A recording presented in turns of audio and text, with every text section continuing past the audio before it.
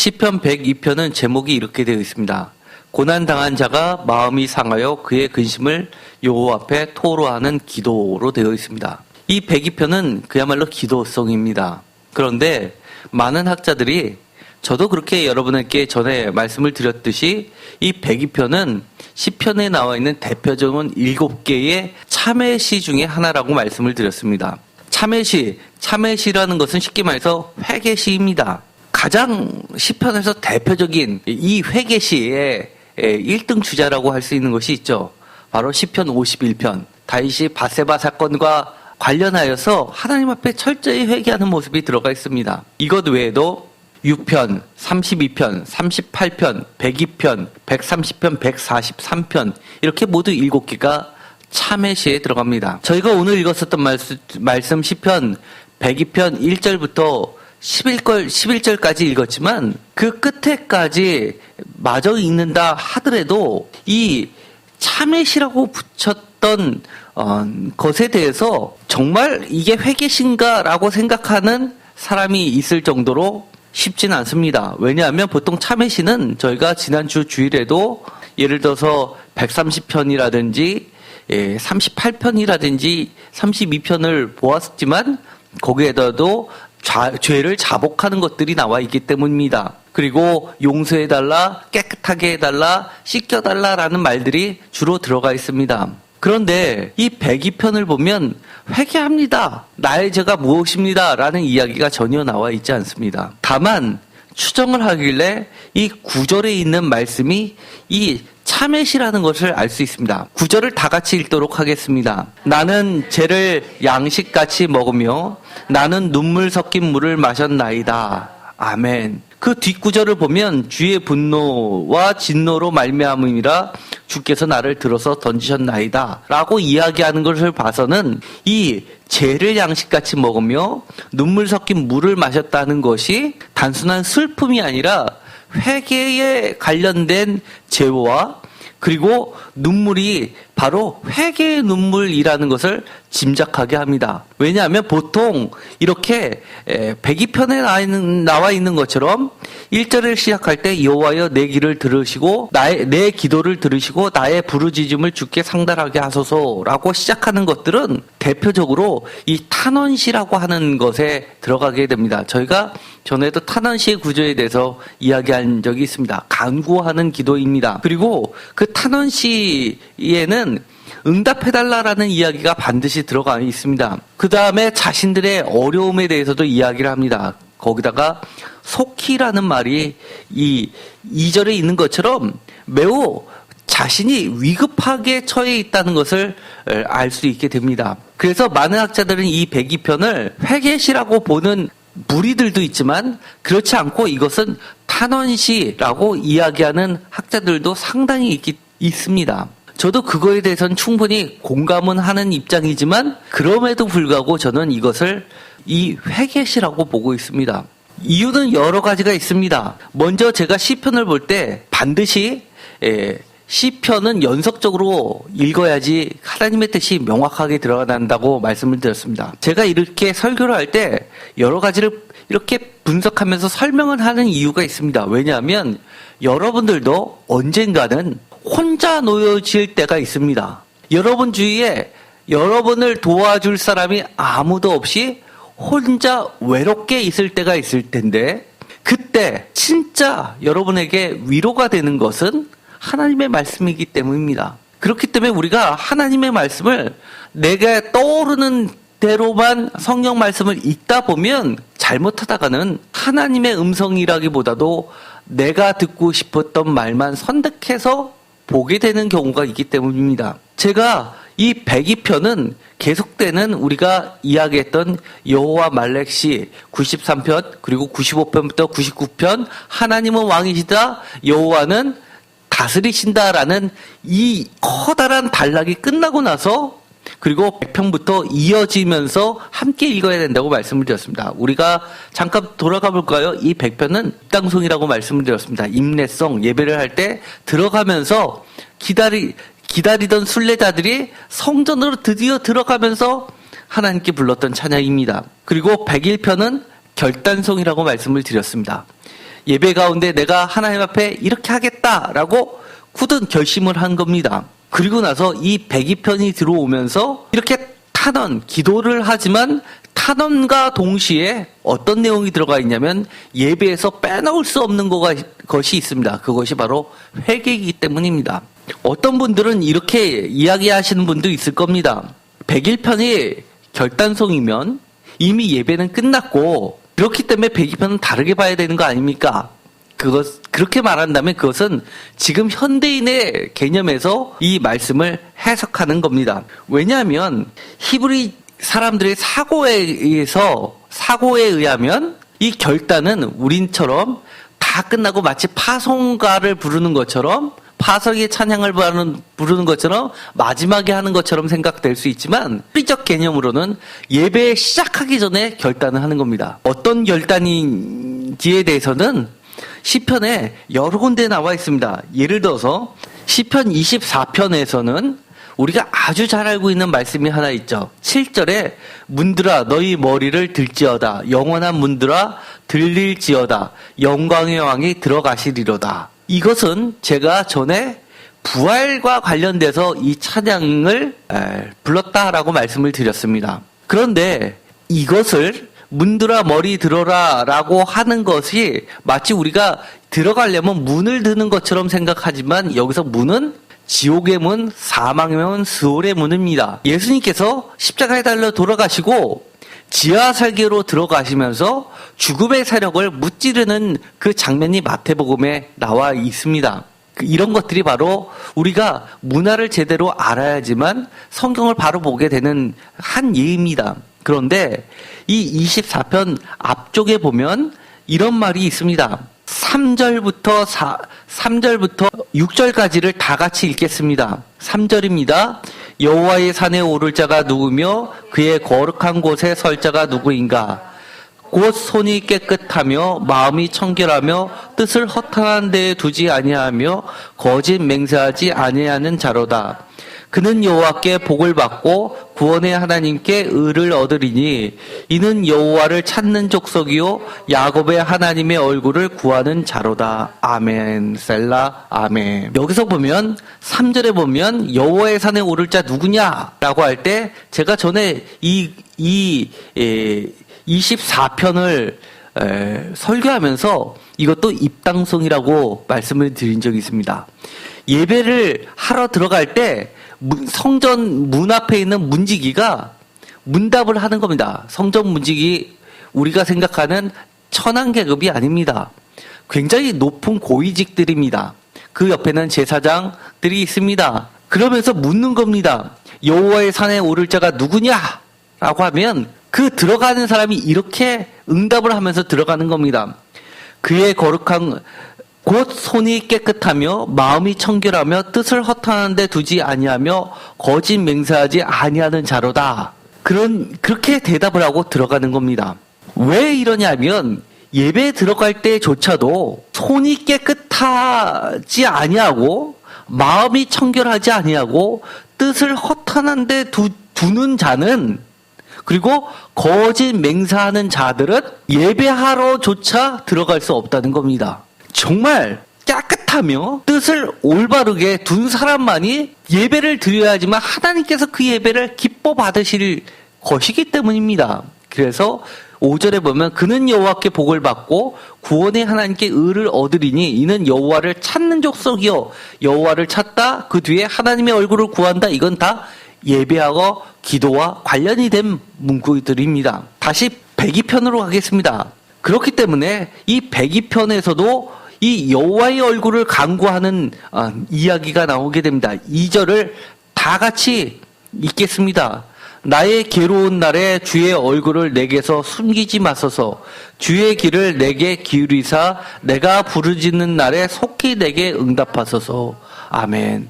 아까 24편하고 연관시켜 볼까요? 그 예배하는 자들이 화답하면서 문에 들어갔던 내용이 사실은 연속적으로 볼 때는 101편과 같은 내용입니다. 결단을 해서 정말 하나님 앞에 깨끗한 심정으로 내가 예배를 드리고 결단한 사람들만이 입장할 수 있는 것과 비슷한 겁니다.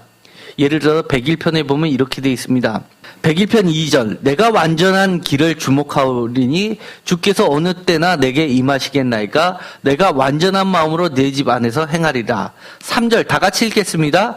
나는 비천한 것을 내 눈앞에 두지 아니할 것이요 배교자들의 행위를 내가 미워하리오니 나는 그 어느 것도 붙들지 아니하리이다. 4절도 다 같이 읽겠습니다. 사악한 마음이 내게서 떠날 것이니 악한 일을 내가 알지 아니하리로다. 아멘. 이렇게 결단을 하는 자들만이 참된 예배를 드릴 수 있다는 것을 나타냅니다. 여기서 비천한 것 원어로는 벨리알입니다. 신약 성경에 보면 벨리알을 그대로 번역하지 않고 바울 서신에서는 벨리알이라고 얘기했습니다. 이 비천한 자라고 하는 것은 불의한 자들을 이야기합니다. 예를 들어서 옷이 남루한 그런 자들이 아니라 가난한 자들이 아니라 사악한 자들입니다. 예를 들어서 이 사사기 때도 이 벨리알들이 등장하고 그리고 사무엘서에서도 벨리알들이 등장합니다. 그처럼 이 악한 마음을 버리고 오로지 하나님께 영광을 드리면서 하나님의 모습을 닮아가려고 애쓰는 올곧게 가려는 자들이 이 102편을 가지고 노래를 부리고 기도를 드리는 겁니다. 어떻게 드리는지 한번 볼까요?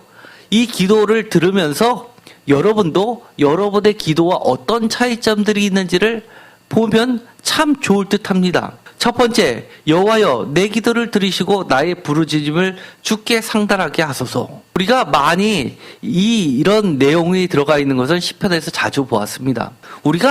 저도 그렇지만 여러분들은 기도할 때 어떤 걱정이 있나요? 가장 근본적인 걱정. 내 기도 소리를 주님이 안 들으시면 어떡하지? 라는 걱정 해보신 적 없으십니까?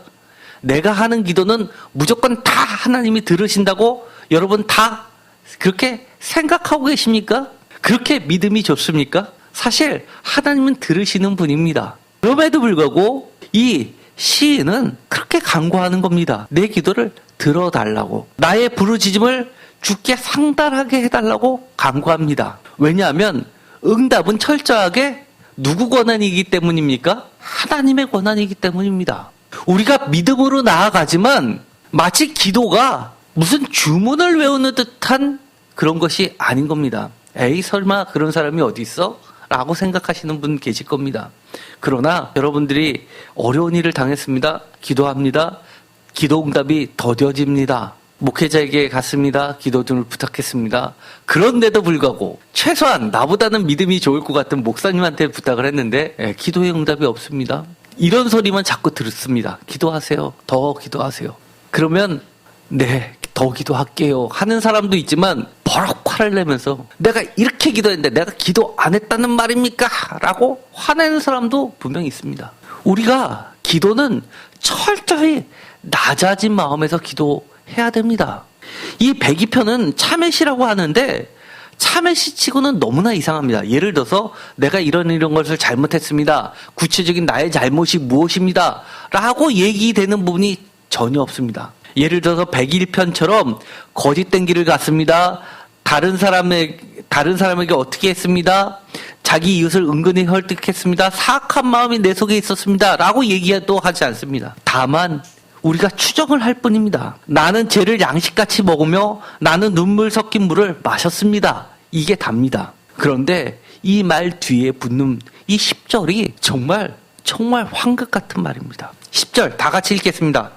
주의 분노와 진노로 말미암아 주께서 나를 들어서 던지셨나이다. 아멘. 저는 이 9절보다도 사실은 10절이 더 마음에 와닿습니다. 사실은요, 우리가 9절처럼 하기도 쉽지 않습니다. 여러분 양식 오늘 아침에 뭐 드셨습니까?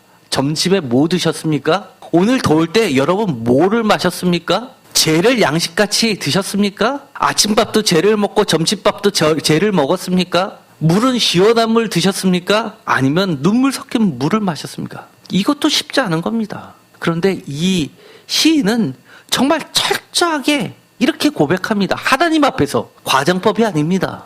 하나님이 들으시는데 그는 실제로 이렇게 했다는 겁니다. 여러분이 하지도 않았는데 하나님 앞에서 이렇게 기도할 수 있습니까?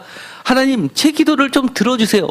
제가 하루도 빠짐없이 매일매일 1년 동안 기도해 오지 않았습니까? 이렇게 어제 하루 하고 나서 그렇게 기도하는 사람이 있을까요? 그러나 이 이야기를 한다는 것은 이 사람이 얼마나 진실되다는 걸 우리는 알 수 있습니다. 하나님이 보고 계시기 때문에. 그러면서 이 10절에 보면 이렇게 이야기합니다. 내가 이렇게 된 것, 내가 죄를 양식같이 먹으면서 눈물 섞인 물을 마셨는데 그게 내가 억울합니다. 저 사람이 나를 모함했습니다. 라고 이야기하는 것이 아니라 주께서 나를 들어서 던지셨습니다. 주의 분노와 진노로 말미암습니다. 라고 고백합니다. 우리가 살다 보면 어려운 일을 당할 때 회개합니다. 저도 회개합니다. 그런데 100% 내가 완벽하게 잘못한 경우가 많습니까? 100% 누가 보더라도 다 잘못한 거, 저지르는 거, 그야말로 그거는 범죄자입니다. 범죄자. 그런데 그렇지 않은 거의 대부분은 사실은 내가 내 잘못도 있지만 억울하게 당한 것도 상당히 많이 섞여 있게 됩니다. 그런데 그것을 다 떠나고 한마디 이야기합니다. 주의 분노와 진노로 말미암았다라고 이야기합니다. 내 위치가 그 정도로 그럭저럭 지낼만 하니까 그럴까요? 이 신이 강한 것들을 한번 볼까요? 3절 다 같이 읽겠습니다. 내 날이 연기같이 소멸하며 내 뼈가 쑥같이 탔음이니라. 이런 상황이라는 겁니다. 내 뼈가 쑥같이 탔답니다. 여러분들 우리 부모님들 보시면 무릎 수술 많이 하십니다. 사진 찍어보면 연골이 다 녹아가지고 그만 이렇게 주저앉아가지고 좀만 움직여도 굉장한 고통이 따릅니다. 그런데 뼈가 쑥같이 탔다고 생각해 보십시오. 그 고통 감당할 수 있을까요? 내 날이 연기같이 소멸했다라고 합니다. 여러분의 날이 연기같이 소멸한 적이 있으십니까? 저는 있습니다. 정말 한순간에 후 불면 꺼질 것처럼 꺼지는 순간 닥쳐옵니다. 4절 한번 볼까요? 다 같이 읽겠습니다. 내가 음식 먹기도 잊었으므로 내 마음이 풀같이 시들고 말라버렸사오며. 내가 먹기도 싫다는 겁니다. 무엇을 먹어도 맛있지가 않습니다. 아니, 아예 단식하고 있다는 얘기입니다. 주변에서 그래도 힘내야 되지 않겠냐고, 이거 한번 먹어보라고 해도 먹자마자 토할 것 같고, 이 생각하면 머리가 깨질 것 같고, 내가 음식 먹기도 잊었다라고 이야기합니다. 게다가 내 마음이 풀같이 시들고 말라버렸다고 합니다. 5절 나의 탄식 소리로 말미암아 나의 살이 뼈에 붙었나이다. 살이 뼈에 붙은 거 여러분 보신 적 많으시죠? TV 키면 기독교 방송 같은 데 보면 후원해달라고 하는 것들을 보게 됩니다. 그런데 이 살이 뼈에 붙은 것들을 보면 너무너무 끔찍하지 않습니까? 6절 다 같이 읽겠습니다. 나는 광야의 올빼미 같고 황폐한 곳에 부엉이 같이 되었사오며. 7절 다 같이 읽겠습니다. 내가 밤을 새우니 지붕 위에 외로운 참새 같으니라. 이제는 어떻게까지 이야기하냐면 나는 광야의 올빼미 같고 황폐한 곳에 부엉이 같고 밤을 새우는 지붕 위에 외로운 참새 같고. 여러분 외로우십니까? 가족이 있다고 외롭지 않으신 분 없을까요? 한 지붕에 살아도 외로울 수 있습니다. 같이 대화하고 밥을 나눠도 외로울 수 있습니다. 인생에서 그런 경우 꼭 찾아오게끔 되어 있습니다. 사람이 많다고 외로운 것, 외롭지 않은 것 아닙니다. 반면에 사람이 없다고 또 외로운 것도 아닙니다. 오히려 이 시인은 자신의 모든 외로움이 뭐라고 이야기하냐면 주님의 진노와 분노 때문이라고 이야기합니다. 어떻게 보면 1절의 이야기가 이렇게도 들립니다. 여호와여 내 길을 들으시고 나의 부르짖음을 주께 상달하게 하소서라는 이 말. 2절에 나의 괴로운 날에 주의 얼굴을 내게서 숨기지 마소서 주의 길을 내게 기울이사 내게 부르짖는 날에 속히 내게 응답하소서라는 이 간절한 예배자의 기도 소리를 들으면 이 광야의 올빼미 같고 황폐한 곳에 부엉이 같고 밤을 새우고 지붕 위에 외로운 참새 같은 이 시인이, 기도자가 주님만이 내 소리에 귀를 기울여 주시면 언제 그랬냐든지 외로운 참새가 아니라고 이야기하는 것 같습니다. 주님만 내게 얼굴을 향해서 숨기지 않으시고 나를 쳐다만 보시더라도 나는 광야에 놓여 있는 올빼미가 아니라 정말 찬란한 햇빛이 반짝이는데 많은 사람들이 쳐다보면서 새가 참새 한 마리가 아름답게 짖어지면서 정말 풍경화를 바라보는 것처럼 그렇게 아름답게 날아가는 것 같은 그런 느낌이 들 지경입니다. 사람들은 다 주변에 누가 있기를 바랍니다. 그러나 이 시인은 제가 보기에는 아무리 사람이 많아도 하나님이 얼굴을 돌리시는 순간 자기 자신은 이렇게 이야기하는 것 같습니다. 올빼미, 참새, 그보다도 더 외롭다라고 이야기하는 것만 같습니다. 사람들은요, 사실은 잘 나갈 때는 친구들이 많습니다. 그러나 하나 둘씩 떠날 때가 있습니다. 내가 전화를 해도 만나주지 않는 사람들이 점점 늘어날 때가 있습니다. 사람들이 다 떠나갈 때 나를 기억해 준다는 게 얼마나 고마운지 그것이 바로 인지상정입니다. 그런데 이 시인은 이렇게 기도하는 겁니다. 자기는 외롭다라고 이야기하는 겁니다. 사람들이 다 나를 떠나갔다라고 이야기합니다. 남아있는 사람들, 주변에 있는 사람들은 어떤 사람만 남아있냐면 나를 이런 사람들이 돕고 있다라는 얘기는 이 102편에 전혀 나와 있지 않고 102편 8절이 이렇게 이야기합니다. 내 원수들이 종이 나를 비방하며 내게 대항하여 미칠 듯이 날뛰는 자들이 나를 가리켜 맹세하나이다. 이 사람 주변에는 정말 이 사람이 보기에는 미친 자들뿐이 없는 것 같습니다. 그것도 나를 죽이자고 맹세까지 했다는 겁니다. 종일 그만 좀 했으면 좋겠는데 종일 나를 비방하고 대항하고 정말 날뛴다고 이야기를 합니다. 그런데 이 시인은 이렇게 이야기합니다. 11절 내 날이 기울어지는 그림자 같고 내가 풀에 시들어진 같은데 그런데 내가 죄를 양식같이 먹으면서 나는 눈물 섞인 물을 마시면서 하나님께 간구하고 있는 겁니다. 사실 이걸 서두에 말씀을 드릴까 하다가 지금 말씀을 드립니다. 죄를 양식같이 먹었다라는 말 그거 하나 때문에 왜 이거를 회개 기도로 보느냐. 사실 성경에서 죄가 나오는 이야기는 몇 군데 있습니다. 대표적으로 민수기 19장 12절에 사람이 시체를 만진 부정하게 됐을 때 그 씻는 정결하게 하는 법이 그는 셋째 날과 일곱째 날에 잿물로 자신을 정결하게 할 것이라. 그리하면 정하려니와 셋째 날과 일곱째 날에 자신을 정결하게 하지 않으면 그냥 부정하니라고 하면서 이 잿물이 들어간 건 제사 드리고 나서 그 잿물을 가지고 떨어진 재를 가지고 물에 섞어 가지고 그거를 정결하는 의식으로 사용이 됩니다. 뿐만 아니라 민수기 19장 17절에도 마찬가지입니다. 예를 들어서 들에서 시체를 만났다든가 아니면 무덤을 만졌다든가 이것이 나중에 신약기에 보면 회칠한 무덤이라는 얘기가 나오는 것이죠. 그렇게 돼서 부정하게 되면 죄를 깨끗하게 할 때 불사른 재를 가져다가 흐르는 물과 함께 그릇에 담고 흐르는 물은 쉽게 말해서 생수라고 그들이 지칭하는 겁니다. 담겨져 있는 물이 아니라 흐르는 물만이 살아있는 물이라고 보는 것이죠. 깨끗한 물, 오염되지 않은 물입니다. 그런데 18절에 보면 정결한 자가 우슬초를 가져다가 그 물을 찍어 장막과 그 모든 기구와 거기 있는 사람들에게 뿌리고 또 뼈나 죽임을 당한 자나 시체나 무덤을 만진 자에게 뿌리되 19절 그 정결한 자가 셋째 날과 일곱째 날에 그 부정한 날에 뿌려서 일곱째 날에 그를 정결하게 할 것이며 그는 자기 옷을 빨고 물로 몸을 씻을 것이라 저녁 입은 정결하리라 라고 정결제로 예식이 사용됩니다. 예를 들어서 우리나라 고대에서도 이 제는 양잿물 같은 거는 깨끗하게 하는 세제로도 쓰였던 것을 보면 충분히 이해가 갈 만한 이야기입니다. 에스더서 4장 1절에 보면 또 다른 이야기가 나오게 됩니다. 1절에 보면 모르드가 이 모든 일을 알고 이것은 유대인이 멸망당할 것을 아는 거지요. 그 칙령 하나 때문에 그때 자기 옷을 찢고 굵은 배옷을 입고 재를 뒤집어 쓰고 성중에 나가서 대성통곡하며 라고 하면서 이것은 재를 뒤집어 썼다라는 것은 슬픔을 아주 극한 슬픔을 나타낼 때 쓰는 물질입니다. 욥기 2장 8절에도 이런 말씀이 있습니다. 욥이 재 가운데 앉아서 질그릇 조각을 가져다가 몸을 긁고 있더니 그냥 몸을 긁고 있어도 되는데 재 가운데 앉아서라고 하는 것은 하나님한테 시위하는 겁니다.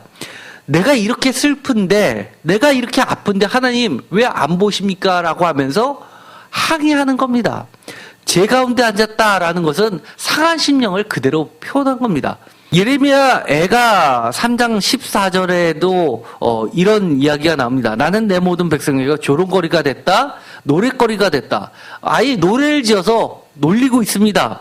그리고 15절에 나를 쓴 걸로 배불리고 쑥으로 취하게 하였다. 16절에 이렇게 되어 있습니다. 죄악들로 내 이들을 꺾으시고 죄로 나를 덮으셨도다. 죄라는 16절의 말씀은 여기서도 마찬가지로 극심한 슬픔이나 아픔을 이야기할 때 나오는 말씀입니다.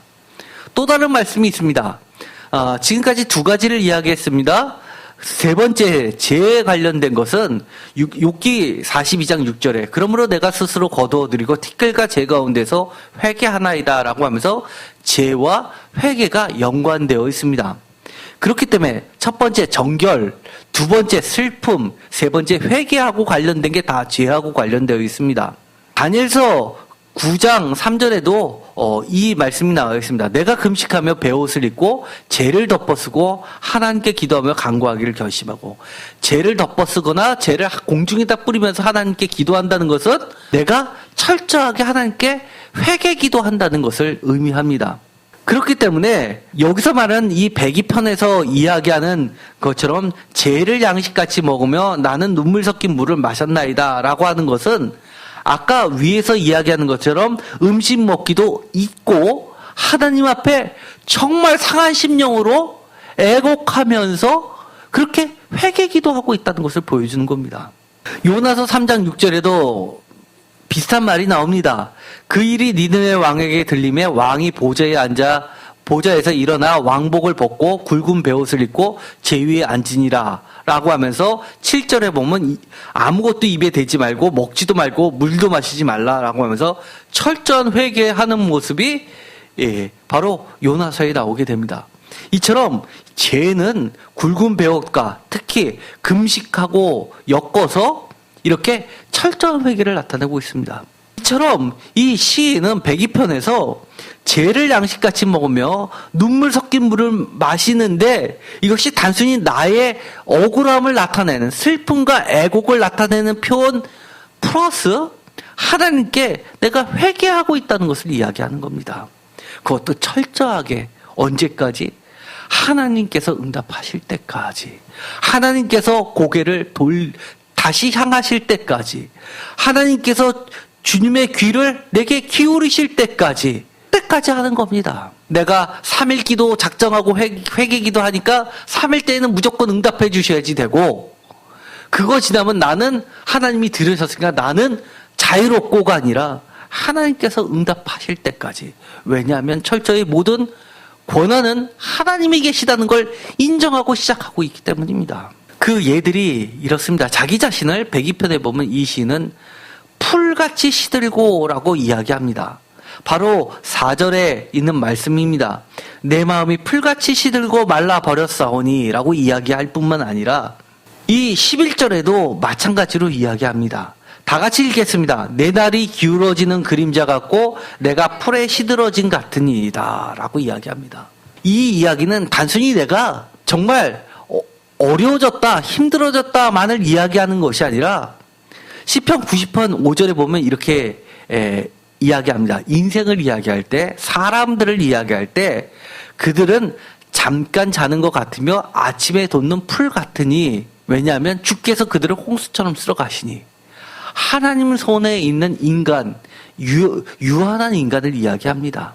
뿐만 아닙니다. 이사야서 40장 6절부터 8절까지는 이런 말씀을 하십니다. 하나님께서 이렇게 선포하라고 하시는데요.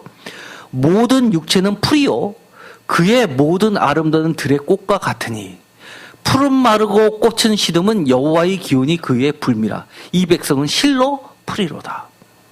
8절 이 찬양도 있죠. 제가 너무너무 좋아하는 말씀입니다. 다 같이 읽겠습니다.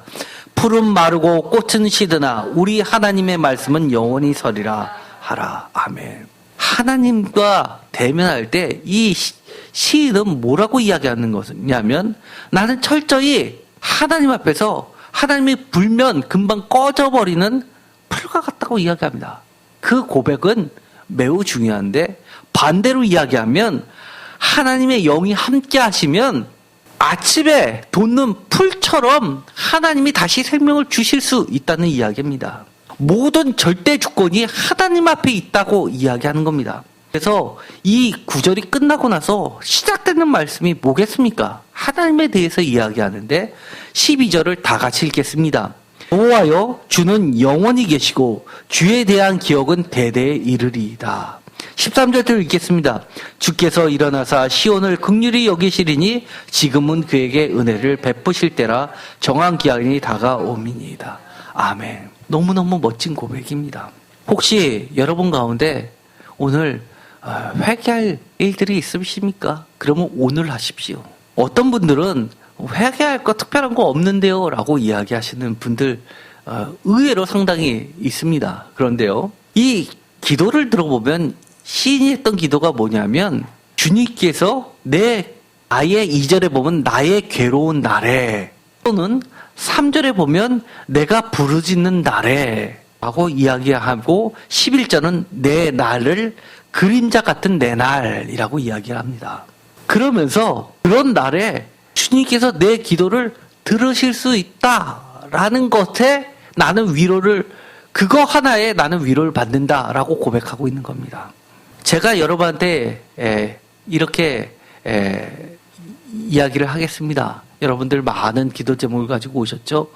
주님이 들으십니다. 여러분의 기도를 들으실 겁니다. 위로가 되십니까? 아니면 그건 나도 아는데 근데 뭐 이러십니까? 만약에 후자라면 그런 것들이 우리의 완악함을 드러내는 말들입니다. 이 시인은 정말 죄를 양식같이 먹으며 눈물 섞인 물을 마실 정도로 어떠한 주님 앞에 분명한 잘못이 있었습니다. 뭐라고 얘기는 하지 않습니다. 그리고 완벽하게 의인이어서 너무나 깨끗하다 보니까 사람들이 나를 미친 것처럼 달려드냐라고 이야기할 수도 있지만 사람들의 공분을 샀을 만한 충분한 이유도 있었을 겁니다. 그럼에도 불구하고 나의 잘못을 하나님께 고백합니다. 회개합니다. 라고 이야기하는 이유, 그것은 나는 짧지만 하나님은 영원하시기 때문이라고 이야기합니다. 그래서 내가 회개하면 하나님은 분명히 은혜와 긍휼을 베푸실 분이라고 믿고 있는 겁니다. 이것은 정말로 위대한 신앙 고백입니다. 여러분 가운데 회개 못할 것은 아무것도 없습니다. 회개를 안 하는 것이 죄이지, 어떠한 죄라도 회개하면 하나님이 용서해 주십니다. 그렇기 때문에 저는 이것을 놓치면 안 된다고 이야기합니다. 우리가 무엇을 바라보고 살고 있습니까? 우리가 인생을 살 때 분명히 그렇습니다. 나는 잘못이 없는 것 같습니다. 내 기준에 의해서. 그런데 내가 어려움을 당했습니다. 어려움이 당했는데 이 시인은 이 모든 것이 하나님 때문이라고 이야기하는 것은 이것도 포함되는 겁니다. 이 시인의 말대로 하면 내 인생은 짧아서 나는 내가 옳다고 지금은 생각하지만 내 생각이 잘못될 수도 있습니다. 라고 인정하는 겁니다. 하나님이 보시기에는 나보다 더 오래 사실 뿐만 아니라 내 자손의 자손까지 내 아버지의 할아버지의 선조들 전부터 사셨던 분이시기 때문에 나의 경험과 지식을 내려놓고 하나님 기준에 무조건 맞춰서 내가 잘못했습니다 라고 고백하는 겁니다. 그렇기 때문에 하나님께서 용서해 주실 것이다 라고 믿고 있는 겁니다. 회개는 창피한 게 아닙니다. 회개는 반드시 해야 되고 오히려 기쁨을 주시는 겁니다.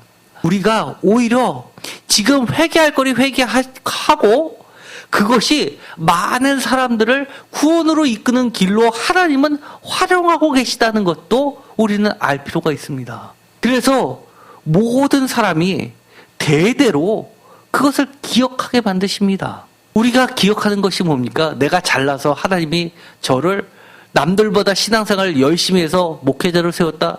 천만의 말씀입니다. 저는 그렇게 생각하지 않습니다. 저는 정말 부끄러움이 많은 사람인데도 불구하고 하나님의 은혜 때문에 지금 하나님을 증거하고 있는 겁니다.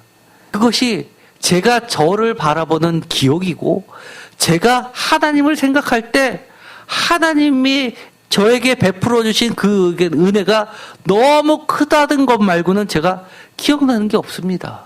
오늘 이 자리에 오신 분들 지금 많은 시간이 흘렀지만 왜 이렇게 많은 시간 동안에 똑같은 이야기를 계속해서 반복해서 할까요? 하나님의 은혜에 젖어들기를 간절히 소망합니다. 예수님이 이렇게 말씀하셨죠.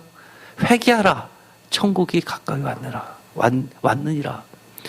예수님 바로 직전에 똑같은 설교를 하신 분이 계십니다. 세례 요한입니다. 마태복음에 보면 회개하라. 천국이 가까이 왔다. 주님이 다시 오십니다. 다시 오시기 전에 우리들이 세례 요한처럼 그 길을 예비하는 길, 사람들 만나서 얘기하는 것, 회개하고 하나님 앞에 빨리 회개합시다. 주님의 은혜 베풀어 주십니다.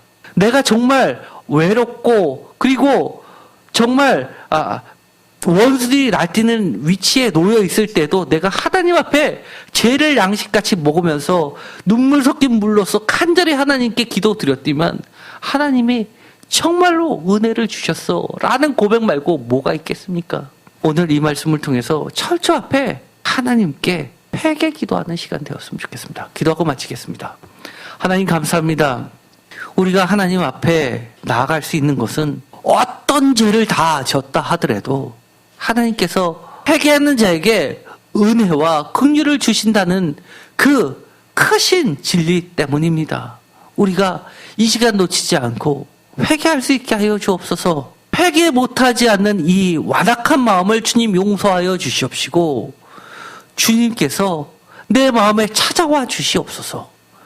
그래서 정말 음식도 먹기 싫지만 하나님의 은혜만큼은 놓치고 싶지 않은 심정 되게 하여 주옵소서. 예수 그리스도의 이름으로 기도드렸습니다. 아멘.